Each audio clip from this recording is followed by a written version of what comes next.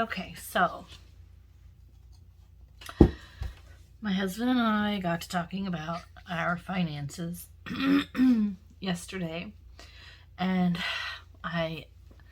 despite the fact that we've been cash stuffing for the last 5 months, things have not improved. Now, it's mostly my fault, and I'm just going to be completely transparent and honest. It's mostly my fault, because I'm the one that makes the majority of the cash stuffing decisions and things like that. And he kind of goes along with it. He doesn't try to say, hey, throwing in his advice and things like that. And I'm going to try to encourage him to actually step in and say, yo, let me help you with this, because I'm not making the best decisions. And I don't know if he would make the best decisions on his own, but usually if we talk about everything and come up with a plan and stick to the plan, it turns out a lot better. I hope you can see everything. I had to turn the camera around so I could zoom in a little bit, so that you could see what I was doing. So what I'm going to do is write out some debt. This won't be everything that we pay on every month. This is just going to be credit cards and personal loans, consolidation loans, and car loans. This isn't going to be our mortgage. This isn't going to be our subscriptions. This isn't going to be our household bills such as water, sewage, electricity, and so on and so forth. This is just basically our outstanding credit lines. And it's devastating, to say the least. So, I wanted to do a debt confession so that I could be transparent, hold myself accountable, and then fix it. And then what's going to happen is, instead of continuing to stuff all of my savings challenges and things like that and keep all that money there, I'm going to remove all of that money, put it in the bank, pay off as much debt as I can, and start over. Because once that debt is paid, we cancel it. So that we can't rack that debt up anymore. And I have to stop doing the whole let's get a loan and pay this off and then rack the stuff back up, because it's not working. It's just not. It's the dumbest thing we could have ever decided to do, and I'm done being dumb. So we went out. Yes, I think part of the thing that really triggered me yesterday is that we went out and we'd finally got a local bank account, because we bank with USAA on a regular basis. And now USAA does not have locations everywhere in the United States. It's mostly online banking. So when you work with cash, you can't just deposit cash and that kind of thing. So, I'm just making sure this is still recording. So it was really difficult to actually take the cash. If I wanted to pay debt and just pay the debt, I would just stuff it into the savings challenge or in an envelope, and then it would just get spent. Instead of doing the right thing with it and sticking with a budget and things like that, we were just being willy-nilly. And I think not being willy-nilly anymore is the right decision for us. If I want my business to work, if I want to not go homeless and not be able to pay my bills and lose my car and lose everything that we have, then we're just going to have to change the way that we are doing things. So I think, and we talked about it from this moment forward, basically the business is a complete and total separate entity, because I do have that account that I can do everything for my business in that account. All of my earnings from all of my events, I will keep 50% of that and put it back towards the business. Now, obviously, if that ends up being, too much money sitting there, then we can get a payday from that. But for now, it's just going to have to be that way. So things are going to get a little bit tighter for us. The AC unit, the HVAC system is not going to happen as soon as we thought. And we discussed it, and we're doing fine with the AC units. Sure, my electricity bill will probably skyrocket, but that's okay. We'll deal with it. In the fall, we'll just keep the windows open as much as we can for as long as we can. And that will kind of balance it out a little bit because we're not using as much electricity. So, yeah. I'm sure that if anybody makes it to this point and actually sees my confession, I'm just going to tell you you're a rock star. I don't get very many views on my videos. And it's a little disheartening to be honest, it is. But I'm doing this to keep myself accountable. And obviously I haven't really been accountable for the majority of the things. So the reason why I wanted to do this debt confession is because I really do need to be more accountable. And maybe somebody else can learn from this. But I think what it boils down to is this. If you count my mortgage and everything else, we are more than $300,000 in debt. Now, I don't really consider my home debt because it's something we need. And anything that you need really isn't a debt, in my opinion. I don't know what your opinion is on that, and everybody's opinion will probably differ slightly. But this is what I consider debt, what I'm getting ready to show you, that needs to be paid off and that can be paid off. Will it be paid off this year? No. And you'll see why. My husband might make $90,000 with his job and his VA a year. And I could make $40,000. Well, let's be realistic. I could make $20,000 at my side hustles. So we're not even making half a year what our debt is.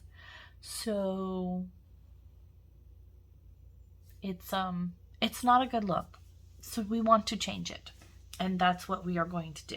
Okay, so what I'm going to do is I'm just going to write it all out, and then I'm going to total it down, and I'm going to show you how devastating and how stupid we are. I am.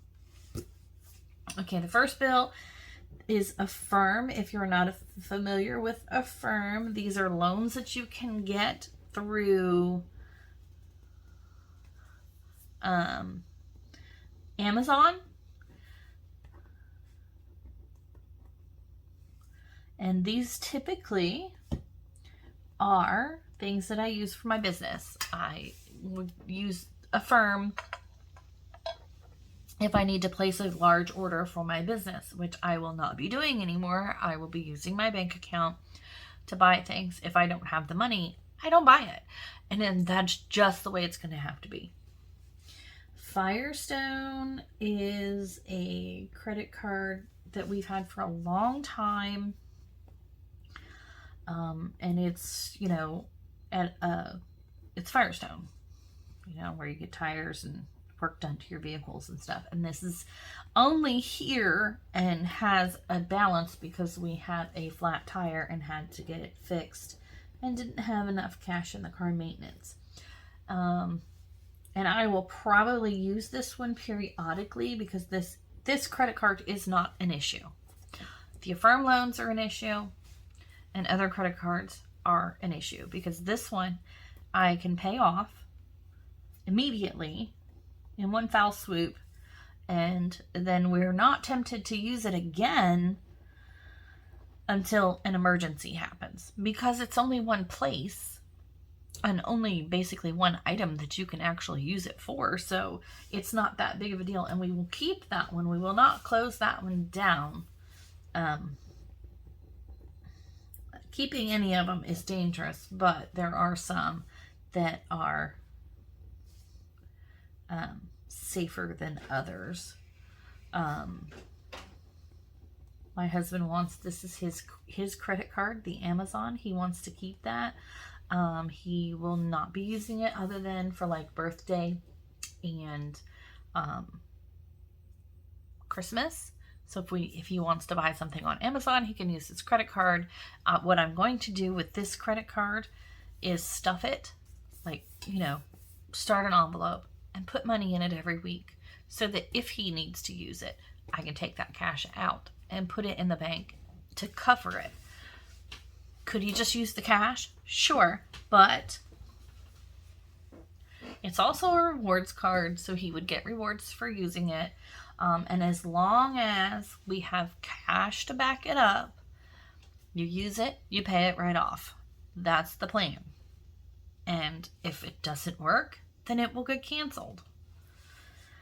The Sam's Club card. This is another one that he wants to keep, but we will be stuffing for it. Now, this one you can use anywhere, but we will not use it anywhere. We have decided that if we use it, we would only use it. It's also a rewards card. We would use it at Sam's Club and Sam's Club only, but I'm going to pay this one off, and we are not going to use it until I have an envelope stuffed full of cash again, because, like I said, it doesn't make any sense to use something if you can't pay it off right then and there. So that's the plan. And like I said, if it doesn't work, it gets canceled. It's not that big of a deal. The Gerber loan is a loan for my kids have life insurance policies through Gerber, and I took the loan instead of canceling the policy to help buy my son's car, and so now I have to pay $10 a month to pay it back, which isn't a big deal. However, $10 a month with $1,392.76, that's gonna take forever, y'all. So what was I thinking, right? I wasn't. I just am not thinking. PayPal is a PayPal credit. This is getting canceled, and the minute it is paid off, I am canceling it. I'm just not going to keep it anymore. It's just not something that, it's me. I have the problem with credit cards. My husband does not usually have that big of an issue with credit cards. So it's me. Affirm, again, another business loan. $1,749.87, and the payment is $145.82, and that one's due on the 12th. Okay, and then this is another credit card, my OLO. This one's mine. My OLO credit card. This one is also going to get paid off and canceled eventually. I don't think I'll have enough to pay all of this off. Obviously I won't. It's too much debt. But I'm going to pay off as much as I can. My student loan, obviously that will get canceled when it's paid off. That's not a credit card. And anybody that hasn't been paying on your student loan this whole time through forbearance has made a giant mistake. Obviously, you couldn't help it if you didn't keep a job during COVID. Obviously, I'm not screaming at you. I'm screaming at the people that could afford to make their payments and didn't. I've paid $3,000 to $4,000, maybe more, off of my student loan in those 3 years because I kept making my payment. Did I skip a couple? Absolutely, when we absolutely needed to. I skipped a few and I wasn't penalized. However, the best decision in my life was continuing to make as many payments as I possibly could, because now when forbearance is over and they start charging me interest again, I'm only paying interest on this instead of $13,000, which is where I think it was when COVID hit. I'm just saying, if you could afford to pay it and you didn't, you made a huge mistake. Okay, and this GMAC is the Terrain, which is my son's, and this is technically not my debt, but my debt. He didn't ask for this car, so if he can never really afford to pay for the car, obviously, if I'm paying for it, I'm keeping it, but, well, no, that's not true. I don't know what's happening. Anyway, I'm not going to be like that. He didn't ask for this car, so I'm calling it my debt for now. The plan is he's supposed to, we bought the car to, I always forget this word, motivate him to get off the game system, get his driver's license, and go get a job. And that's backfired, because now he's lost his permit and can't even go driving because he didn't even have a wallet. Don't even get me started. Anyway, so it is what it is. Upgrade is a loan I took out like 2 years ago or a year and a half. I don't remember.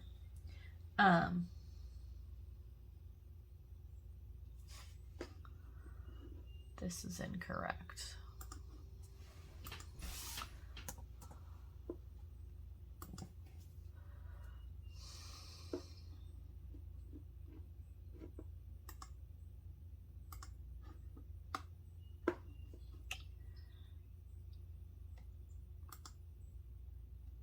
I just realized something was off, so I've got to look at it. I don't know what I was talking about. Come on. Thank you. Yeah, I'm not sure. Okay, so this is another loan that I took out to consolidate debt. And then a year later,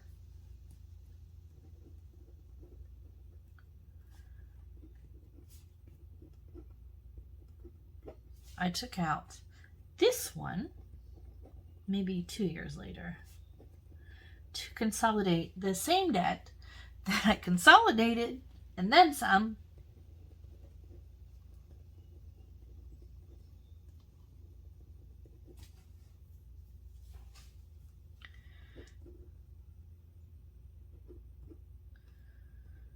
And look at the payment. I mean, it's just ridiculous.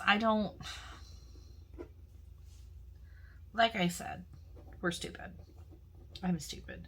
This GMC Acadia, GMAC Acadia, is my car.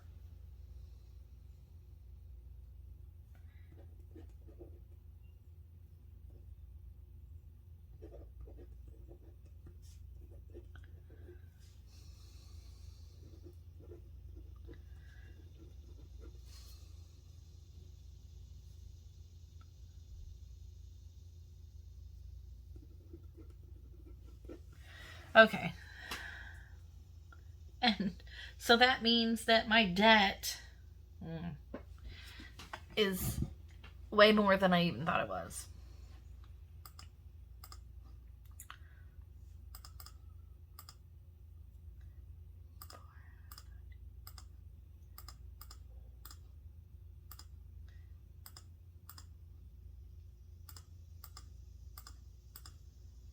But this is the stupid stuff I'm sitting there talking about, because what the heck?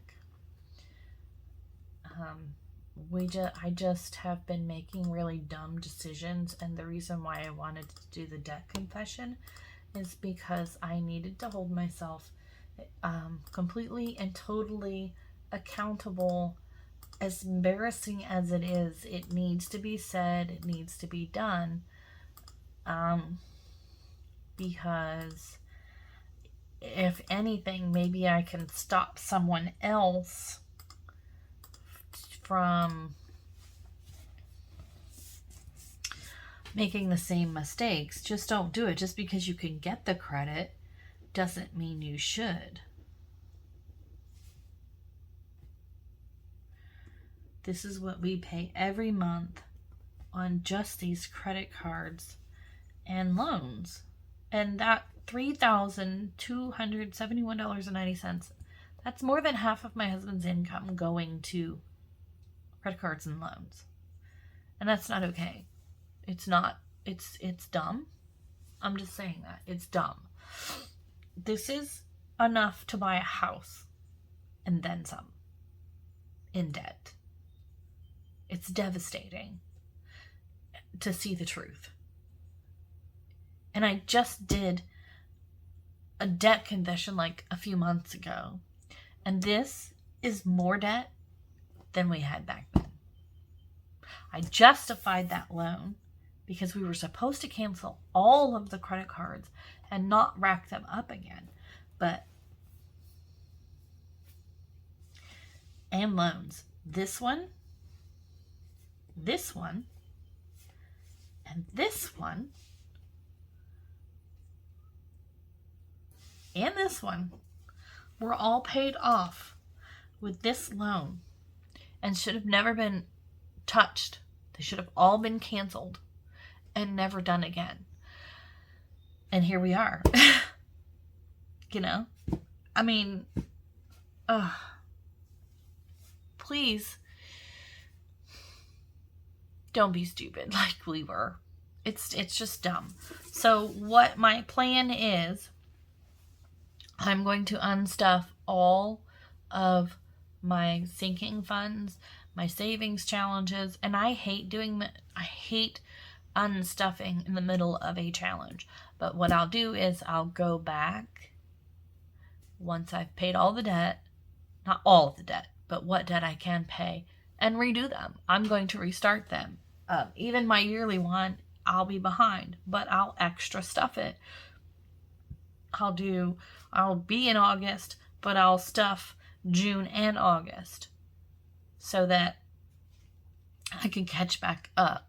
And, I'll just redo them. It'll be fine. Everything's fine. There are a few that I won't empty because they're important to me. I'm not going to take my son's savings. I'm not going to take the baby fund because the baby shower is in October, and that's important to me. And then I'm not going to touch the casino night fund because we need a day together to do something fun. And so, I'm not touching that. I'm just not going to do it. I need my fun. We haven't had a vacation or anything like that this year, and we just need something to do together. And that's what we're doing. So, and like I said, this isn't everything that we pay out. My mortgage is $1,275, and then we pay $300 and some for electricity, $90 for sewage, $65 for water, and then we've probably got $100 in subscriptions everywhere you turn. And so there's only about $500 or $600 left out of my husband's paycheck. So if I didn't side hustle, if I just stayed at home and cleaned and took care of the kids and didn't make any money, we would not have food because we have overextended ourselves. So something has to change because there are months where I can't make any money. There is, after the second week of December, there's nothing usually scheduled as far as doing something, for my side hustles. And then even if there were, you don't get very much business because people just don't shop that close to Christmas. And if they do, they're not shopping with you. They're shopping where they can get cheap stuff and fast stuff. And then January is dead. February is dead. It doesn't start picking up again until March, but doesn't go full swing for me until almost summer hits. And then from about May to December, I'm good. But so there's like 3.5, 4 months where I can't make the money that I need to make to help pay for groceries and things like that. So I have to get this stuff up. I have to get better at this. And then I have to bulk up my envelopes for groceries. And we have to stop spending every single penny for groceries. We have so much food in the house. It's insane. But yet we go to Walmart and Sam's Club and spend $500-$600 between the two and then some. And we didn't really need all of that. So I've got to rein in. I've got to get myself reined in. And the only way I could think is to make this confession and start today to do better. So I hope I inspired you with my confession to start now to do better if you aren't doing better, instead of waiting until it gets this bad. Because I know a lot of you are low income, and I know that if you were to get this kind of debt under your belt, you'd be homeless. And so if I can get you to turn around something so that you don't get this bad, even if you were to become not low income in the next couple of months, don't go willy-nilly. Just continue to pretend like you're low income. It's the best thing for you. Save all that extra. I don't know. Maybe I'm just being, I don't know. That probably sounds really terrible. And I'm really sorry if I offended anybody with any of that statement. I'm just begging you not to do this. Don't do this. Just don't get yourself, please don't mind my nails, they look terrible. Don't get yourself in this debt. It's not worth it. It's not worth it at all.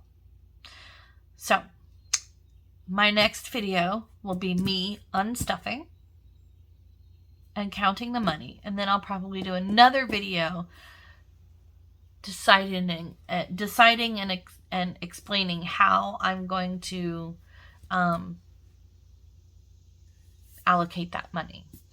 I do have another credit card that's not listed. It is solely a business credit card, and it is already being paid off with the money that I made from the fair.